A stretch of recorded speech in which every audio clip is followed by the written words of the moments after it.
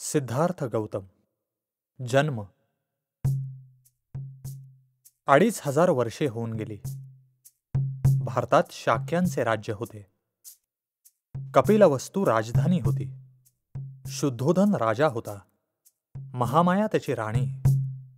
तिच्या पोटी गौतमाचा जन्म झाला. महामायेला गर्भधारणा झाली. तिला निद्रेत एक स्वप्न पडले.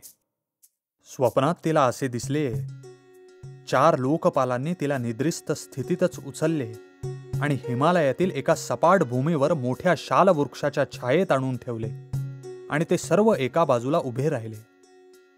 त्यानंतर त्या 4 लोकपालांच्या गृहिणी त्या ठिकाणी आल्या आणि त्यांनी तिला मानस सरोवराकडे नेले. त्यांनी तिला नाहू घातले. तिला स्वच्छ वस्त्रे परिधान करावयास दिली. तिला सुगंधी द्रव्ये माखली. तिला त्यांनी पुष्पांनी अलंकृत केले. जणू महामाया एखाद्या दिव्यात्म्याच्या स्वागतासाठी सज्ज झाली. त्यानंतर सुमेध नावाचा एक बोधिसत्व महामायेपुढे उपस्थित झाला आणि म्हणाला, या पृथ्वी तलावर माझा शेवटचा जन्म घेण्याचा मी निर्णय घेतला आहे. तू माझी माता होशील? ती म्हणाली, होय, मोठ्या आनंदाने मी याचा स्वीकार करते. या क्षणी महामाया जागी झाली. दुसऱ्या दिवशी प्रातःकाळी महामायेने शुद्धोधनाला आपले स्वप्न सांगितले. या स्वप्नाचा अर्थ कसा लावावा हे शुद्धोधनाला समजले नाही. म्हणून त्याने स्वप्नविद्येत प्रवीण अशा 8 ब्राह्मणांना आमंत्रित केले व त्याचा अर्थ कथन करण्याची विनंती केली. ब्राह्मण म्हणाले, चिंता करू नये.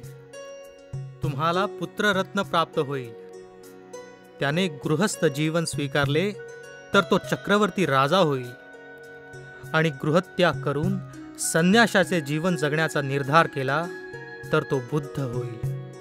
लोकांना अज्ञान अंधकारातून मुक्त करणारा बुद्ध होईल. जे धम्मजीवन, जे धम्मज्ञान बुद्ध घोषित करणार आहे ते आदि कल्याणकारी, मध्य कल्याणकारी आणि अंत्य कल्याणकारी असेल. ते शब्द आणि अर्थ यांच्या दृष्टीने परिपूर्ण असेल. ते पवित्र असेल. ते संपूर्ण असेल. तेलाने काठोकाठ भरलेले पात्र धारण करावे, त्याप्रमाणे महामायेने बोधिसत्वाला 10 महिने आपल्या गर्भात धारण केले. जसा तिचा प्रसव काळ जवळ येऊ लागला तशी तिने प्रसूतीसाठी आपल्या माहेरी माता पित्याकडे जाण्याची इच्छा व्यक्त केली. महामाया माहेरी जात होती. सोन्याच्या पालखीत बसून. सोबत दास दासी होत्या. महामायेच्या देवदहच्या वाटेवर शालवृक्षाचे एक सुंदर वनोद्यान होते. हे वन लुंबिनी वन म्हणून प्रसिद्ध होते. जशी महामायेची पालखी या वनातून जाऊ लागली तसे लुंबिनी वन हे दिव्य अशा चित्रलता वनासारखे किंवा एखाद्या महाप्रतापी राजाच्या स्वागतासाठी उभारलेल्या सालंकृत शामियान्यासारखे भासू लागले. झाडेच झाडे, वेलीच वेली, मधुर रसांची फळे, बुंध्यापासून शेंड्यापर्यंत फळेच फळे, पानापानात उमललेली फुले, रंगीबेरंगी, सुगंधी. फणस, आंबे, चिकू, फुले यांचा सुगंध दरवळत होता. पक्षी गात होते. सुगंधी हवा आनंद देत होती. वसंत ऋतू होता. वैशाख महिना होता आणि पौर्णिमेचा दिवस होता. कोकिळ गात होते. मधमाशा गात होत्या. भुंगे गात होते. हे पाहून महामाया सुखावली. नोकरांना म्हणाली, पालखी थांबवा. का बाईसाहेब? मला हे सौंदर्य पाहायचे आहे. मला वनात फिरू द्या. जी महाराणी. पालखी थांबली. महामाया खाली उतरली. मंद मंद पावले टाकीत चालू लागली. मंद वारा सुटला होता. झाडांच्या फांद्या खाली वर होत होत्या. राणीला वाटले आपण एक फांदी धरावी. ती एका फांदीजवळ गेली. फांदी खाली आली. तिने दोन्ही हातांनी ती धरली. वाऱ्याची झुळूक आली आणि फांदी वर उचलली गेली. दासी ओरडल्या, महाराणीजी, हे काय? महाराणीही वर उचलली गेली. जमिनीपासून पाय वर उचलले.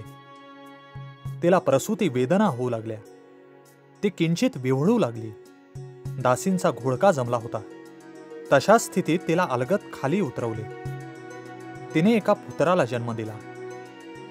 ते साल होते इसवी सन पूर्व 563. बालकाच्या जन्माच्या 5व्या दिवशी नामकरण संस्कार विधी करण्यात आला. बालकासाठी सिद्धार्थ हे नाव निवडले गेले. बालकाचा वंश गौतम होता म्हणून लोकात तो सिद्धार्थ गौतम म्हणून प्रसिद्ध पावला. जन्म आणि नामकरणाचा आनंदी उल्हासित सोहळा उपभोगीत असतानाच महामाया अचानक आजारी पडली आणि तिच्या आजाराने गंभीर रूप धारण केले. राणीवर उपचार केले, पण राणी जगली नाही. ती मरण पावली. गौतम त्यावेळी फक्त 7 दिवसांचा होता. गौतम पोरका झाला. त्याची सावत्र आई आली. तिचे नाव महाप्रजापती. ती महामायेची सख्खी बहीण. तिने गौतमाला लहानाचे मोठे केले.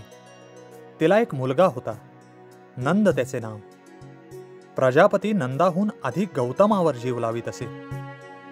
गौतमाचा भाऊ नंद, चुलत भाऊ आनंद, मावस भाऊ देवदत्त यांच्या सहवासात गौतम वाढू लागला.